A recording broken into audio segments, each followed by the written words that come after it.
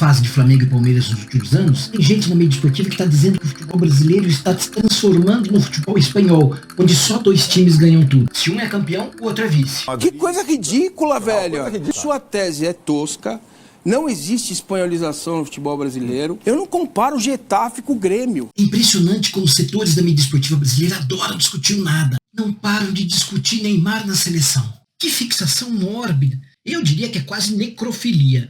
Ex-jogador? Pega um que tá dando show em jogos de exibição e já ganhou Copa jogando pro time e não pra si mesmo. Tem muita gente assombrada com a espanholização. A Ponte Preta, por exemplo, não ia ter mais chance de ser campeã. O Vasco era capaz de lutar contra o rebaixamento. E o Inter de Porto Alegre ia ficar uns 45 anos sem ser campeão brasileiro. Imagina o Campeonato Gaúcho se só Inter e Grêmio fossem campeões. É sério, a espanholização seria o fim do futebol brasileiro. A gente teria que jogar beisebol. Calma, beisebol não é tão difícil assim. É, de um lado a torcida comendo cachorro quente, do outro lado um telão com a câmera do beijo, e no meio um cara de vez em quando rebate uma bola e um sai correndo que nem louco. É fácil. O Edward Bolsonaro tá lá nos Estados Unidos aprendendo beisebol. Logo ele volta ao Brasil para ser presidente da Papuda Baseball Confederation. Claro que é brincadeira. Falar em espanholização só porque tem dois times que estão bem nos últimos anos é o mesmo que dizer que alho é cachorro só porque tem cabeça e tem dente. Que coisa ridícula, velho! Olha aqui, a Terra não é plana. A NASA não tem uma prisão de ET. E a pena para golpe de Estado não é muito alta. Acabar com a democracia abre a possibilidade do Estado matar quantos oponentes ele quiser. As ditaduras da América Latina nos anos 60 e 70 mataram 40 mil em dados oficiais. E até um terraplanista deve saber que as ditaduras não registram as mortes em cartório. Não existe espanholização no futebol brasileiro. Agora vamos ver por que o Mancini tem razão. Primeiro, uma coisa é domínio absoluto, constante e histórico, que é o que acontece na Espanha. Outra coisa é superioridade eventual, periódica e alternada. A Espanha só tem 2 times com mais de 10 milhões de torcedores. Aqui são 6 times. Aqui, 17 times são maiores que o Atlético de Madrid, que é o terceiro time lá na Espanha. Nos últimos anos, Palmeiras e Flamengo estão muito bem. Mas olha de 2005 a 2015. Só dava Corinthians, São Paulo e Cruzeiro. Aqui, as superioridades são cíclicas e alternadas. Um grande time se forma, dura 2, 3 anos e logo é superado. Na Espanha, não importa se o Barça e o Real estão bem ou estão mal. A diferença é tanta que eles ganham mesmo em má fase. Isso é domínio absoluto e perene. Falar que o futebol brasileiro está se espanholizando significa dizer que o domínio de Palmeiras e Flamengo é absoluto e será perene. E nem é absoluto e nem vai ser perene. E isso eu vou provar aqui didaticamente para você. Esse domínio de Barcelona e Real sobre os demais times da Espanha decorre exclusivamente de fatores culturais e geopolíticos. Barcelona é a capital da Catalunha, uma região que tem sua língua própria e quer se separar da Espanha, assim como outras regiões menores mais para o norte. Como o País Basco, que é uma região tão separatista que no time de lá, o Atlético Bilbao, só jogam jogadores nascidos no País Basco. Por serem separatistas, essas regiões acabam se identificando mais. Já Madrid, a capital da Espanha, é a região mais populosa, fica no centro do país e, como toda capital, exerce muita influência. Pelo tamanho do país, o futebol espanhol já nasceu nacional, e Barcelona e Real Madrid polarizaram as preferências e sedimentaram seu domínio desde o começo, ou seja, é histórico.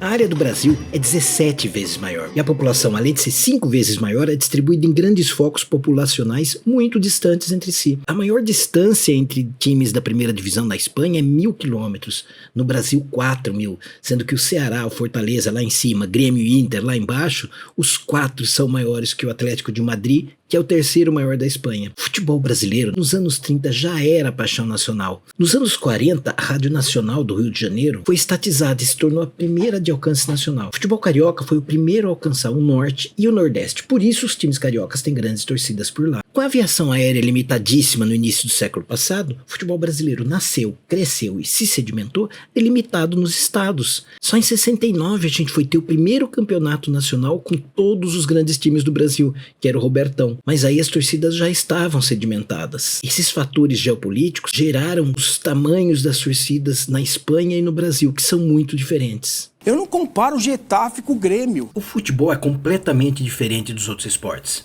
Um jogo de futebol pode acabar sem nenhum gol. Aliás, muitos acabam. O Brasileirão está com média de 2,42 gols por jogo. Um jogo de vôlei tem 66 vezes mais pontos. O basquete tem 35 vezes mais cestas. Na NBB são 160 tiros por jogo. No futebol, 20. No futebol, a taxa de conversão de chutes é menos de 10%. No basquete é mais de 50%. Com muitas finalizações, as chances do melhor vencer são maiores. No futebol, com tão poucas finalizações e tão poucos gols, a chance do melhor não ganhar do pior é enorme. Não é fácil no futebol um time ter amplo e absoluto domínio sobre o outro ao longo do tempo. Quanto mais torcedores, maior a receita. Quanto mais receita, melhor time. Quanto melhor o time, melhores resultados. A grandeza de um time decorre diretamente do tamanho da torcida. Para deixar mais claro, se eu falo que o Cruzeiro é 4 vezes maior que o Atlético de Madrid, eu estou querendo dizer que ele tem torcida 4 vezes maior. Não que ele seja mais rico que o Atlético, que eu não posso comparar a economia da Espanha com a economia do Brasil. Até porque o Barça e o Real são muito mais ricos que o Atlético na mesma proporção do tamanho das torcidas. Vamos ver se o tamanho das torcidas afeta os resultados? Torcidas e títulos da Espanha, olha como corresponde. Agora veja a Série A do Brasileirão. Repete-se o padrão entre o tamanho da torcida e o número de títulos e se constata que não há domínio de uma ou duas equipes. Agora veja no Campeonato do Rio Grande do Sul, onde a diferença de torcidas é muito semelhante com as torcidas da Espanha. Repete-se o mesmo domínio, o que corrobora com a ideia de que para ter um domínio constante, perene e histórico, é preciso haver uma grande diferença entre as torcidas, o que não acontece na Série A do Campeonato Brasileiro. O fator que afeta evidentemente o desempenho de um time é a gestão econômica e de marketing. Ela pode aumentar ou diminuir a receita, aí você contrata melhores jogadores ou piores jogadores. E a gestão esportiva também pode aumentar ou diminuir ainda mais os resultados em relação ao potencial do time. Esses 4 fatores definem a grande diferença do futebol para outros esportes. A elasticidade de desempenho. No basquete, um time não faz muito mais do que pode contra um grande time. A elasticidade do futebol estabelece relações, ora de superioridade, ora de domínio. Vamos analisar os times do Brasileirão por tamanho de torcida. Agora, olha o que faz a elasticidade de desempenho quando a diferença de torcida não é tão grande. Ele equilibra. O retângulo de fora é o número de torcedores do time. E os amarelos são os resultados dos últimos 3 anos no Campeonato Brasileiro. Aí você pergunta, então no futebol não basta um time ser maior que o outro, melhor que o outro, para ter domínio total, absoluto e perene? Não.